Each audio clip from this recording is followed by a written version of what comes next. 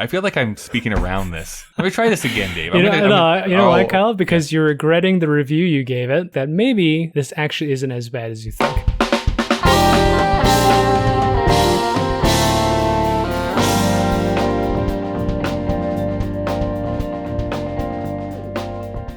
And here we are at Kyle and Dave versus the Machine, the video edition. I don't know if I'm going to use that animation.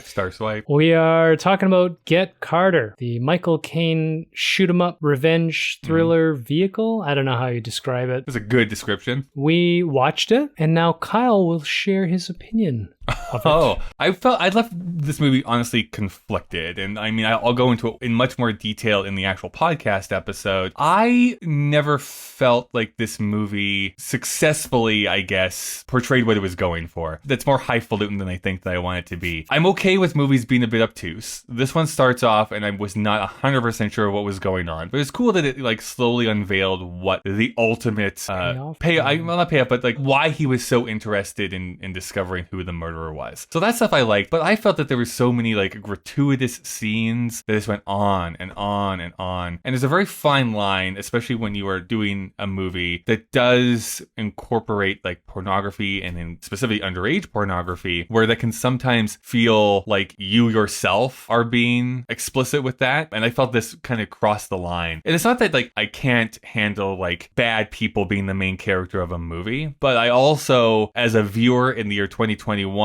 was just off-put at the way that he treated women within this movie as things. The only reason I came back to this crap house was to find out who did it. But then only really cared when it was a family member within the framework of this movie. I feel like I'm speaking around this.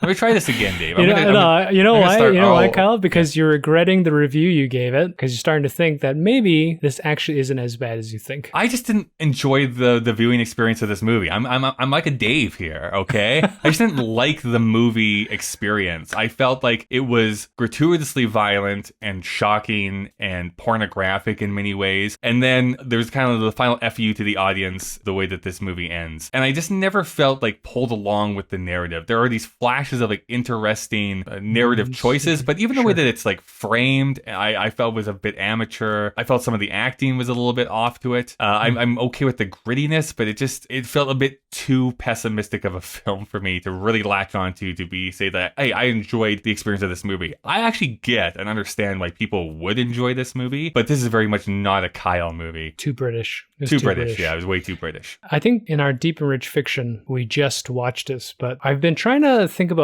what I actually thought of this film. And the more you were talking, the more I remembered that I Kyled this one, and I was a staunch apologist in many ways because of my interpretation that the use of pornography in both the film and the plot and with the niece was intentional to make the audience question their relationship with sexuality, pornography, and sort of the repressive Christian idealism. I don't know if that's true. I think you're giving this movie a bit too much credit, Dave. It's a lot of conjecture. Yeah. But the reason why I feel that way is because, like you, Kyle, at the first sitting, it is a bit hard to sit through. It's essentially a soft core porn, mid-core porn. There are some very extended sequences, like when he's having phone sex with the bird back in London while he's staring at the lonely house. What do you call them? You had a word for it. Flatmate, I don't know. Or flat. No, she was like a hostess. Even the beginning scene is him with his gangster buddies, and everybody's ogling what turns out to be, I don't know if it's a rape porn per se, but porn. And he's so disassociated with it. He's not engaged in it at all. And then he goes to, it's not Cornwall as well, is it? Suffolk? No, Newcastle. Goes to Newcastle. You tell me, Dave. I don't remember. Starts beating up people, trying to figure out who killed his brother. And then it just devolves from there. It's a lot like The French Connection. I think the intent is for it to be real and gritty and dark and kind of like pulling at, like all the films we watched this year, pulling at things we're not typically allowed to show in a movie. But it is awkward in some points. The ending in particular is kind of weird. And I don't know why they chose to shoot the guy. It's interesting in this year, like you seem to be much more of a fan of the gritty, crime-ridden type of movie. And those things usually turn me off. But then I think like there's movies like Goodfellas, The Godfather, or even TV shows like The Sopranos, and I love those things. So I think I need, as a film watcher, capture either like beautiful imagery and well-composed shots or operatic camera movements and stuff like that with the grittiness, or else I just feel like, I don't know, this feels unsatisfying to me as a viewer. I don't want to get there for just the violence because that's not enough to pull me through. Yeah, I was surprised that you didn't like, I thought you would like French Connection more than you did, but I think that's it. I mean, as we learned too with this new, this is a British film, but this new wave of filmmaking, they're trying to get away from sort of the stodgy set pieces of classic cinema. Yeah. But the way they do it is to push really far. It almost looks like, not Blair Witch, but a little bit handycam almost, like they're really trying to get in there and have very wide angle lenses and get in people's faces. There's a couple of murders in this film where you're like right into the action. So yeah, I mean, those don't age very well, but I don't know why. I think you're right. There's something about films like this where I am trying to read more into it, the way that you do with certain other films that I don't like to do. And this one, by the end, it was making me very uncomfortable, particularly because this whole film is about pornography. We do have a philosophical discussion where everybody's asking what the limit is that you're willing to endure to ignore a problem and when you have to become engaged. And this is another film where this guy doesn't give a fuck about anything until it's his niece, and then he's going to kill everybody. Right. And that's a point that we'll see come across even in future films, I think. It's a question that hasn't been answered yet. I mean, it's human condition, I think, Kyle. Like, what's going to take for you to care, Kyle? When are you going to start caring? Well-composed shot. Also, the ending is way too long. I don't need to see them running around the mud for as long as they do in this movie.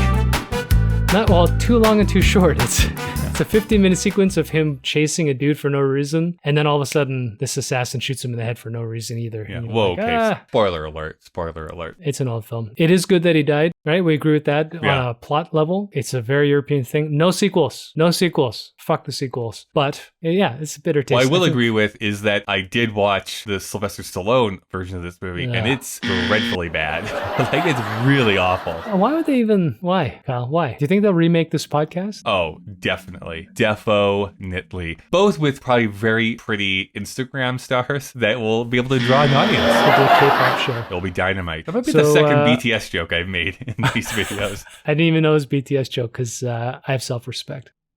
Do your little outro. Oh, you tell people to do. Our full podcast, of course, is going to be available anywhere you listen to podcasts. It's out today, so go and listen to that and join in the conversation. Yeah, good. So go get yourself some Carter. Yeah, people should watch this film. Just like milk, I got Carter. All right. Remember those ads? Come on, Jack, put it away. You know you won't use it. The gun he means.